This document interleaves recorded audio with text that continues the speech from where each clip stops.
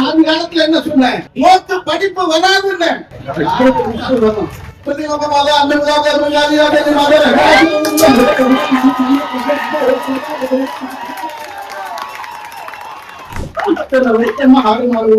குறைக்க வந்திருக்கல, இன்னை வரைக்கும் ஓவாய்க்கு நல்ல தமிழ் வந்திருக்கலாம். முதல்ல நீட் தேர்வு என்கிற மிகப்பெரிய மோசடி ஒழிக்கப்படுகிறவரை நம்முடைய போராட்டம் தொடரும். இதற்கு பின்னால் இருக்கிற எல்லா சரிகளையும் நாம் புரிந்து கொள்ள வேண்டும். அப்ப நேருக்கு நேர் நின்று போர் செய்கிற தெம்பும் திராணியமில்லாத ராவணின் வாரிசுகள், ராவணனின் வாரிசுகளை எதிர்கொள்ள முடியாத காரணம் நீட் தேர்வு கொண்டு வந்திருக்கிறீர்கள். உங்கள் சுருட்டி எங்களிடத்தில் படித்தார். நீங்க எல்லாம் உங்க பிள்ளைக்கு நீட் தேர்வு வினாத்தான லீக் செஞ்சாதான் படிப்பாங்க. நீ தேர்வை நேர்மையா நடத்திருந்தா நாங்க தான் முதல்ல வந்திருக்கோம். ஆக ஒட்டுமொத்தமாக நம்மை படிக்காத தற்கொலை கூட்டமாக்க வேண்டும் என்கிற அவர்களின் ஆதிகால கனவு பறித்து நம்புகிறார்கள். நாம் இந்த வேலை மூலம் சொல்லுகிறோம், எங்கள் முப்பாட்டன் ஏகலைவரின் கட்டை வேலையில் வெட்டி வாங்கியிருக்கலாம். அவனின் வாரிசுகள் தந்தை பெரியாரின் வாரிசுகளாய், புரட்சி அம்பேத்கரின் வாரிசுகளாய், மாணவர்களின் வாரிசுகளாய் உருவாகிறது. எங்களுக்கு எண்டைக்கால் மழையை கூட புரிந்து முடியாது. உங்களால் என்ன முடியும் என்று கேட்டார்கள். எங்களால் உங்களிடம் ஒரு காகிதத்தை எழுதி வாங்க முடியும் என்று நிரூபித்திருக்கிறீர்கள். உங்களுக்கு உங்களுடைய வாழ்த்துக்கள். எல்லாருக்கும் கதை தான். மகாபாரத கதை நம்ம எல்லோருக்கும் தெரியும். பஞ்சபாண்டவர்களை நாம் எல்லோருக்கும் தெரியும். பஞ்சபாண்டவர்களுக்கு ஒரு ஆசிரியர் இருந்தார், துரோணாச்சாரி. அவரிடத்தில் பாடம் படிக்க போன நம்முடைய முப்பாட்டன் ஏகலைவன், அவரையும் நமக்கு தெரியும். ஏகலைவன் படிக்க போன போது முதலாக சாதி சான்றிதழை கேட்கிறார் துரோணாச்சாரி. எங்கள் முப்பாட்டன் படிக்க போன போது துரோணாச்சாரி ஏகலைவனத்திலே நீ என்ன சாதி என்று கேட்டார். நான் ஒரு ஒடுக்கப்பட்ட சமூகத்திலே பிறந்திருக்கிறேன் என்று சொன்ன போது, ஸ்ரீ சூத்திர பையலே நீ படிக்க கூடாது என்று விரட்டி விட்டார். மனம் தவறாத நம்முடைய ஏகலைவன் ஆசிரியரே இல்லாமல் படித்தான். அவனின் வாரிசுகளால் நீட்டு இல்லாமல் படிக்க முடியாதா? வைத்தியத்தை எங்கள் காலமாக நாங்கள் பின்பற்றி வருகிறோம். அந்த பாட்டி வைத்தியத்திற்கு மேற்று வைப்பதுதான் நீங்கள் கொண்டு வந்திருக்கிற நீட் தேர்வு. நீங்க சித்த மருத்துவ கல்லூரி போலாலும் இன்னைக்கு நீட் தேர்வு எழுதுகிற சூழலை உருவாக்கி இருக்கிறார். நீட் தேர்வு என்கிற மிகப்பெரிய மோசடி ஒழிக்கப்படுகிறவரை நம்முடைய போராட்டம் தொடரும். இது ஒரு இடைக்காலம் தான். இதற்கு பின்னால் இருக்கிற எல்லா சரிகளையும் நாம் புரிந்து கொள்ள வேண்டும். நீட் தேர்வுக்கு பின்னால் இருக்கிற சாதிய சமூக அரசியலையும் நாம் புரிந்து கொள்ள வேண்டிய தேவை இருக்கிறது. நம்முடைய கல்வி நிலையங்கள் மட்டும்தான் மிச்சம் இருக்கின்றன. அவைகளையும் கடைசிறக்காக மாற்றி பன்னாட்டு நிறுவனங்கள் கொள்ளையடிப்பதற்கு ஒரு சந்தையை திறந்து வைக்கிறார்கள். அதுதான் புதிய கல்விக் கொள்கை. அந்த புதிய கல்விக் கொள்கை பெற்றெடுத்த நல்ல குழந்தைதான் இந்த நீட் தேர்வு என்பதை நாம் மறந்துவிடக் கூடாது. இந்த நீட் தேர்வுக்கு பின்னால் இருக்கிற சதி என்ன தெரியுமா? இங்கு மருத்துவம் படிக்க வருகிறவர்கள் யார்? அன்றைக்கு விரட்டினோம் இல்ல, படிக்க கூடாது, வெளியே கூடாது விரட்டலாம் இல்ல. அந்த ஏகலைவன் ஆசிரியர் இல்லாமலே படித்தான். அவனின் வாரிசுகள் இன்றைக்கு மருத்துவ கல்லூரியில் ஆசிரியராக இருக்கிறார்கள். அவர்களுக்கு நாம் இடம் கொடுத்து விடக் கூடாது என்றால் ஏதாவது சூழ்ச்சி செய்துதான் வெல்ல முடியும் என்று நினைக்கிறார்கள். அவர்கள் போற்றுகிற விரும்புகிற கம்ப ராமாயணத்தில் ஒரு வரியை சுட்டி காட்ட விரும்புகிறேன்.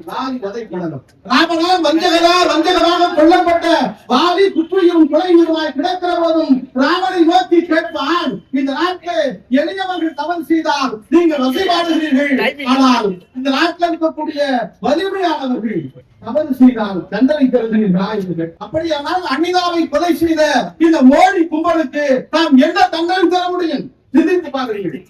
ஆக காலம் முழுவதும் நம்மை வஞ்சகத்தால் வீழ்த்தினார்கள். அந்த வஞ்சகத்தின் ஒரு வெளிப்பாடுதான் இந்த நீட் தேர்வு. அப்ப நேருக்கு நேர் நின்று போர் செய்கிற தெம்பும் திராணியமில்லாத ராவணின் வாரிசுகள், ராவணனின் வாரிசுகளை எதிர்கொள்ள முடியாத காரணம் நீட் தேர்வு கொண்டு வந்திருக்கிறீர்கள். உங்கள் சுருட்டி எங்களிடத்தில் படித்தார். நீங்க எல்லாம் உங்க பிள்ளைக்கு நீட் தேர்வு வினாத்தான லீக் செஞ்சாதான் படிப்பாங்க. நேர்மையா படிச்சு வைக்கிற தெம்பும் திராணி உங்களுக்கு இல்லை. நீ தேர்வை நேர்மையா நடத்திருந்தா நாங்க தான் முதல்ல வந்திருக்கோம். எடுத்து பாருங்க, 1991 பிறகு இந்தியாவில் வெளியாகி இருக்கிற யூபிஎஸ்சி எக்ஸாம் ரிசல்ட் கூட எடுத்து பாருங்க. யாரு அதிகமா வெற்றி வச்சிருக்கோம், யாரு ரேங்க் ஹோல்டரா வந்திருக்கிறான் அப்படின்னா ஓபிசி எஸ்சி எஸ்டி கம்யூனிட்டியை சார்ந்த நம்முடைய பிள்ளைகள் தான் மகத்தான வரலாறு படைத்திருக்கிறார்கள். அதையெல்லாம் 91க்கு பிறகு பார்க்கணும்னா நம்முடைய சமூக நீதி காவலர் பிபிசி அவர்கள் மண்டல் கமிஷனை கொண்டு வந்ததற்கு பிறகுதான் இன்றைக்கு மத்திய அரசாங்கத்தின் அரசு அலுவலக கதவுகள் திறக்கப்பட்டிருக்கின்றன. நம்முடைய பிள்ளைகள் கலெக்டர்களாக இருக்கிறார்கள். சட்டங்களையும் திட்டங்களையும் திருட்டுகிற இடத்துல போய் உட்கார்ந்திருக்கிறார்கள். ஆக போட்டி பொதுவாகிற போது வெற்றி நமதாகிறது. போட்டி அவர்களுக்கு என்று ஆகிற போது அவர்கள் மட்டுமே வெற்றி பெறுகிறார்கள். ஏனென்றால் விளையாட்டு விதியை அவர்கள் தீர்மானிக்கிறார்கள். நீங்க 91க்கு முன்னாடி வந்த லிஸ்ட் எடுத்துப்பாங்க. நம்முடைய பிள்ளைகள் அவ்வளவுதான் வருவதற்கான வாய்ப்புகள் இல்லை.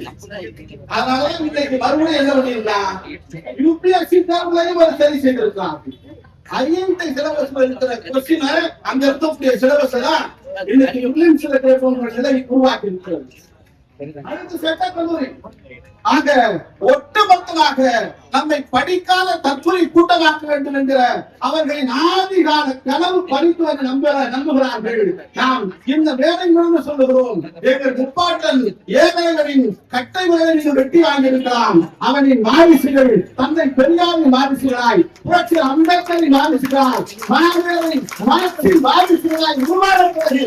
எங்களுக்கு இரண்டைக்கால் மயிலை கூட புரிந்து முடியாது.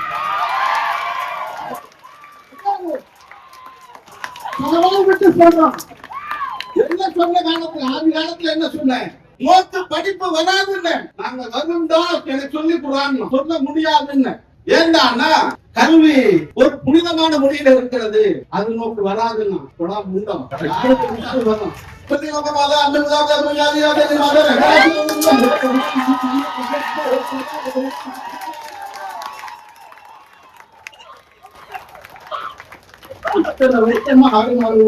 பிழைக்க வந்திருக்கல இன்னை வரைக்கும் ஓவாய்க்கு நல்ல தமிழ் வந்திருக்கலாம். முதல்ல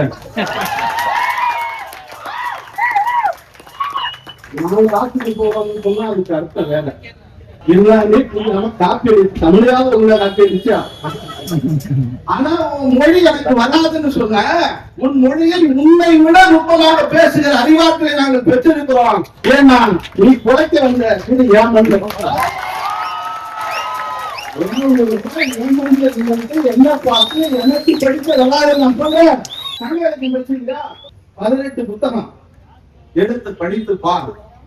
உன் பார்ப்பன சதியை ஆதிய படை கிடந்த பாண்டிய விடுதலையில் உரித்து காட்டி விட்டு போயிருக்கிறான்.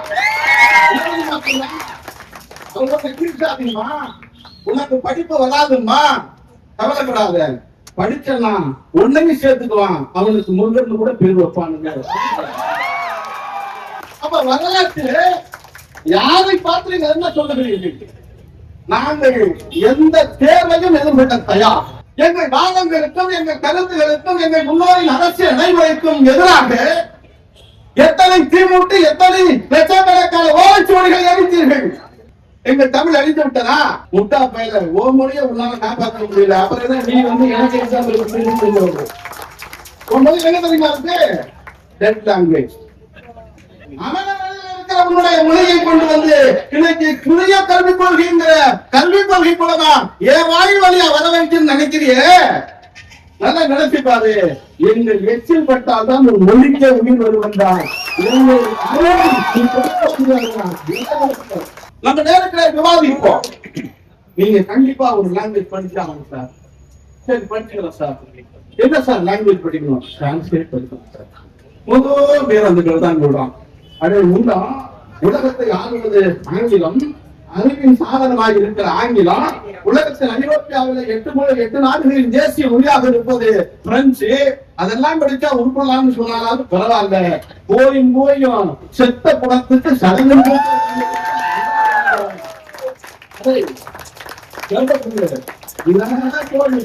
வாழ்க்கையில் ஏதாவது ஒரு உறுதியாக நான் திருப்பி பண்ணி போறேன்னா இல்ல நான் போய் திணி தவசம் பண்ண போறேன். அதெல்லாம் உங்க டிபார்ட்மெண்ட். நீ பாத்து பத்திரமா நீ வேலையை தக்க வந்தீங்க. கண்டிப்பா காலத்தில் இன்றைக்கு தர்பாப்புகளுக்கு வேலை இல்லைன்னு தெரிஞ்சதுனால நீ அமெரிக்காவில் போய் விட்டு எடுக்க. ஏன் அமெரிக்காவுக்கு போன கடல் தாண்ட வேலை சார்ந்து இருக்குது. நீ எதுக்கு அங்க போன? அந்த பிழைப்பு இடத்துல இருந்தாலே போன. நல்லா நினைச்சுங்க, உனக்கு பிழைக்க துப்புல்ல, இந்த மண்ணிலை பிழைப்பதற்கு வசதி இல்லை, வாய்ப்பில்லை என்று வேறு நாட்டிற்கு ஓடி போகிறடி. சொந்த நாட்டை நேசித்து விட்டு அரசு பள்ளிக்கூடத்தில் படித்து 1200 மார்க்குக்கு 1176 மார்க் எடுத்துட்டு என் மக்களுக்கு சேவை செய்வேன் என்று சொல்கிற அனிதாவை நீ கொள்ளுவாய் என்று சொன்னால், அனிதாவை போல நூற்றுக்கணக்கான எங்க வீட்டு பிள்ளைகளை கொலை செய்வாய் என்று சொன்னால் எங்கள் கை நிற்பு பறிக்குமா? படித்திருக்கிற எங்களுக்கெல்லாம் என்ன வேலை? வெறும் கணிப்பொறியில உட்கார்ந்து மிஷினை தட்டிட்டு சம்பளம் வாங்கி பேப்பர் வச்சுட்டு போற கும்பலாங்க. வரலாற்றை போட்டி போட்டார்கள், வரலாற்றை பலமுறை மாற்றி எழுதி இருக்கிறோம்.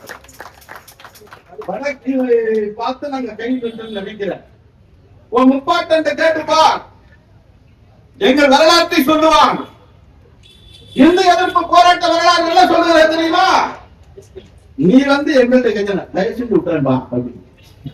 இப்ப அதே பொருள் தயவு செஞ்சு விட்டுருங்கப்பா. வரலாறு ஒரே மாதிரி இருக்கிறது. நீ கெஞ்சுகிறவனாகவும் நான் விஷயம் கொடுக்கிறவனாகவும் இருக்கிறேன். எங்களுடைய புத்தி குறைக்கலாம் நீங்க நிம்மதியாக இருக்கிறீர்கள். நாங்கள் கொஞ்சம் விரும்பி தந்தா கதை வேற மாதிரி ஆயிரம். எதுக்கு சொல்றேன்னா, நண்பர்களே, நாக்கு கொழும்பேறி 2 பார்ப்பனர்கள் தமிழையும் தமிழ்நாட்டு மன்னரையும் இடித்து பேசினான் என்பதற்காக எங்கள் சேவை செங்குட்டுவன் எங்க ஊருக்கு வந்த கதையை எங்க சிலப்பதிகாரத்தை படிச்சிருந்தா நீ கவனமா தெரியாம கொடுத்துட்டேன். ஆனா நீ வரலாற்றை படிக்க வேண்டும், எங்கள் இலக்கியங்களை படிக்க வேண்டும். ஏன்னா அறிவு நீங்கள் சொல்லி தந்து வந்ததில்ல, அது எங்கள் ஆளுமையின் வரலாறு. ஏன்னா நீ பேசுகிற மொழி சில நூறு ஆண்டுகளுக்கு முன்னால் அல்லது சில ஆயிரம் ஆண்டுகளுக்கு முன்னால் தோன்றி இருக்கக்கூடும். எங்கள் சுந்தரனார் எழுதுகிறார், என்ன எழுதுகிறார் தெரியுமா? கடவுள் தோன்றிய போதே தமிழ் தோன்றியது என்று எழுதுகிறார். கடவுள் தோன்றிய போது தமிழ் தோன்றியது. கடவுளுக்கு என்ன வயசோ அதுதான் எங்கள் தமிழ் மொழிக்கு வயது என்று சொல்கிறார். நான் கடவுளை நம்புகிறவனில்லை, ஆனால் அந்த கருத்து பிறகு சரி, நீங்க உங்க மொழியை வளர்த்து எழுதுகிற இலக்கியத்துல ஒரே ஒரு இலக்கியத்தையாவது கொண்டு வந்து உங்களை முத்த நண்பரான மிஸ்டர் ட்ரம்பிடம் கொடுத்து இந்த படியன்னு சொல்லு. நானே ஒரு ஆனால் எங்கள் தமிழ் இலக்கியத்தை எடுத்துக்கொண்டு வைப்பது 2 வரிதான். நெத்தியில் ஆணி போட்டு அடிச்ச மாதிரி எழுதி வச்சிருக்கிறான். என்ன செய்தாலும் இதைவே செய்யாட்டால் என்ன பயப்பதோ சால்வு. அதனால நாங்கள் எதிரிகளையும் மன்னிக்க வேண்டும் என்று படித்திருக்கிறோம், எதிரிகளையும் நேசிக்க வேண்டும் என்று படித்திருக்கிறோம். உலகத்தின் எல்லா பரிமாணங்களையும் படித்து முடித்த எங்களால் ஏன்னா இது மருத்துவ பெற்ற முடியாதா? எங்களுக்கு பொறியியல் தெரியாதா? எங்களுக்கு கணக்கு தெரியாதா? எங்களுக்கு வெளியில் இல்லையா? எல்லாம் எங்க இடத்தில் இருக்கிறது. கேட்டிருந்தா டியூஷன் வந்தா உனக்கு சொல்லி கொடுத்துருக்க. இங்க வரல பயப்புள்ள எங்க தெரிவிக்க அங்கே நீ தீர்வாவை கடைபிடித்து விட்டு தற்கொலையாய் முன்னிட்டு திண்ணைகளை உட்கார்ந்து கொண்டு படித்து விட்டு இந்த நாட்டை ஆண்கள் எங்களை பார்த்து நீங்க எல்லாம் நல்லா படிக்கணும். உங்க எஜுகேஷன் எல்லாம் சரி, நான் அதை குவாலிட்டி இம்ப்ரூவ் பண்ணுறேன். குவாலிட்டி இம்ப்ரூவ் பண்றேன். நீ வச்சிருக்கிற சிபிஎஸ்இ சிலபஸ் எடுத்துக்குவோம். சமச்சீர் கல்வியில இருந்து நாங்க புத்தகத்தை எடுத்து வரேன். 2ஐயும் உட்கார்ந்து கம்பேர் பண்ணுவோம். சமச்சீர் கல்வியில நல்லா படிச்சுட்டு இவ்வளவு தஞ்சாவூர் கோபுரத்தை எங்களால் கட்ட முடியும். நீ வச்சிருக்கிற சிபிஎஸ்இ சிலபஸை படிச்சுட்டு முக்கியத்தை விநாயகர் கோயில ஒழுங்கா கட்ட முடியுமா? என்ன கட்ட முடியும்? நினைச்சு பாருங்க. அருமை பெரியவர்களே, நண்பர்களே, ஏதோ நாம் கூடி இருக்கிறோம் என்பது யார் மீது வெறுப்பை கொள்வதற்காக அல்ல. நம்முடைய போராட்டம் நியாயமானது, ஒரு கோட்பாட்டு அடிப்படை கொண்டது. அந்த கோட்பாடு என்ன தெரியுமா? அதுதான் பெரியார், அம்பேத்கர், மார்க்சியம் என்கிற கோட்பாட்டை அடிப்படையாக கொண்டது. அந்த அடிப்படை கோட்பாட்டிலிருந்து தான் நீட் தேர்வை பார்க்கலாம். இந்த நீட் தேர்வு உள்ளூர் களவாணியும் வெளியூர் களவாணியும் சேர்ந்து அடிக்கிற கூட்டு கொள்ளைக்கு நண்பர் அதானிக்கு ஒரு பெரிய பாதை எடுத்து கொடுக்கிற வழியை செய்திருக்கிறார்கள். 2020 ஆண்டு நெட்ல கேட்டு படிச்சு பாருங்க. 2020 ஆண்டு உலக வங்கியினுடைய அறிக்கை அது சொல்றான். உலக வங்கி யாருக்கு தோஸ்து? நம்ம அண்ணன் ட்ரம்புக்கு தோஸ்து. நமக்கு எப்பவுமே இருந்தான். அவன் வீட்டுல இருக்கிற அவன் பேரால் எடுத்து அவன் எழுதின அறிக்கையை சொல்றான், 3வது உலக நாடுகளில் பன்னாட்டு கல்வி நிறுவனங்கள் போய் கடை போட்டு கல்வி நிறுவனங்களை தொடங்கினா பாருங்க, அவைகள் தரமற்றவை. சொல்லுவது யார்? உலக வங்கி சொல்லுகிறது. ஆனால் இந்த நீட் தேர்வோ இந்த இருக்கக்கூடிய புதிய கல்விக் கொள்கை என்ன சொல்லுகிறது என்றால், வெளிநாட்டிலிருந்து அவங்க வருவாங்க, அவங்க உங்களுக்கு தரமான கல்வி தருவாங்கன்னு சொல்றான். அதை ஏற்கனவே கல்வி அறிக்கையை படித்துப்பா. நீ இங்க அப்படியே தரமா படிக்கணும்னு சொல்றீங்க. எது தரம்? நீ எதெல்லாம் தரம்னு சொல்றியோ அதெல்லாம் அவட தரம் என்பது அவரவர் பார்வையிலே தான் இருக்கிற தோழர்களே. அந்த 3 விவசாயிதான் நம்முடைய சிறந்த மருத்துவ கல்லூரிக்கு போறோம். நிறைய வடநாட்டு போய் மருத்துவம் பெறுகிறார்கள். ஏன்னா மருத்துவம் பெறுறாருன்னா எங்க ஊர்ல அந்த வசதியே கிடையாதுன்னா. ஏன் இதெல்லாம் கிடையாதுன்னா, எங்க ஊர்ல எங்க போனாலும் சாமியினுடைய கோமிய மசால் கொடுக்குறாங்க.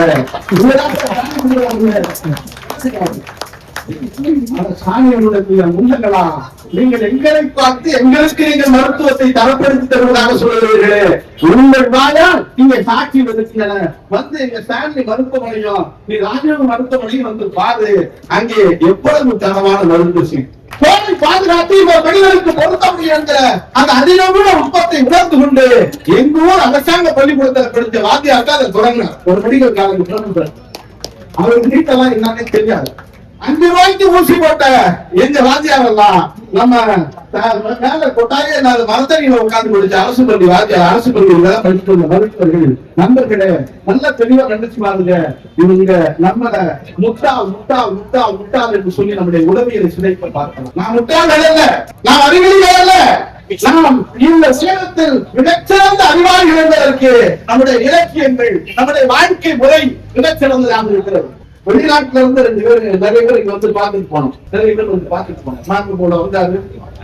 அவன் பார்த்துட்டு போகிற போது ஒரு குறிப்பெடுத்து வச்சுட்டு போனோம். அது எங்கேயாவது கிடக்கு ஜெராக்ஸ் போட்டு நம்ம அங்க மோடிக்கு அனுப்பி வெளியில தமிழ்நாட்டின் வாழ்க்கை முறையை பார்த்து விட்டு அது அவ்வளவு சுகாதாரமாக இருக்கிறது. தமிழன் சாப்பிடுகிற சாப்பாட்டு உணவு இருக்குல்ல, தமிழன் தான் மருந்தையே உணவாக சாப்பிடுகிறான், உணவை மருந்தாக சாப்பிடுகிறான் என்று சொல்கிறான். நண்பர்களே, நம்முடைய வாழ்க்கை முறையே மருத்துவ முறையாக இருக்கிறது. தாண்டி உண்மைகளால் நம்மிடத்துல எந்த